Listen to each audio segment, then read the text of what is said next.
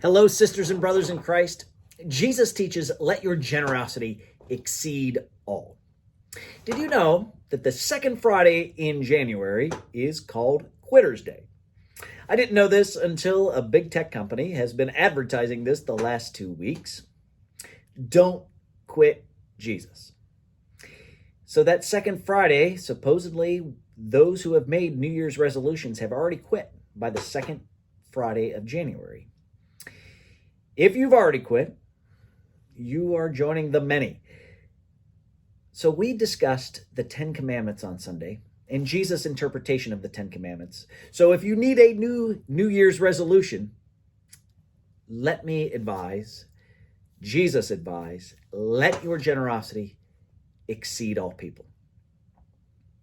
So we looked at Deuteronomy chapter 5, and it is the Ten Commandments. And then Jesus' interpretation of the Ten Commandments comes in the Sermon on the Mount. He definitely had Deuteronomy chapter 5 and the Ten Commandments in his mind when he preaches Matthew chapters 5 through 7, which is the Sermon on the Mount. And Jesus says in Matthew chapter 5, verse 20, let your generosity exceed that of the scribes and the Pharisees, or you will not enter the kingdom of heaven. That word generosity we often translate as righteousness. It comes from the Greek word dikaiosune, and it could mean fair and equitable dealing, can mean integrity, can mean righteousness, but we can also translate it as generosity.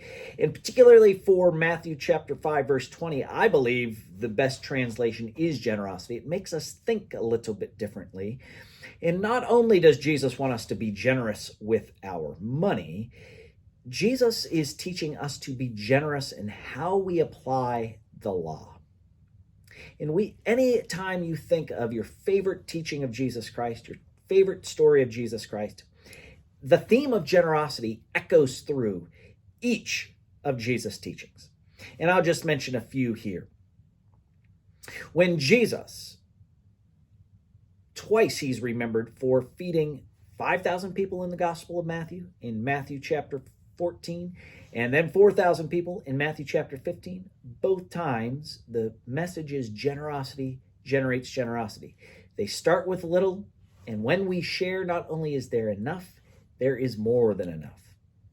When scribes and Pharisees bring a woman to Jesus who was caught in the very act of adultery, Jesus' response, those who have no sin, cast the first stone.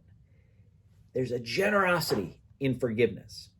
And Peter literally asked Jesus, how many times should we forgive people? 7 times? And Jesus' response is not 7 times, 77 times. There's generosity in forgiveness, generosity in mercy, generosity in kindness. Friends, let your generosity exceed all in 2025. That is Jesus' New Year's resolution for us. Hope to see you this Sunday.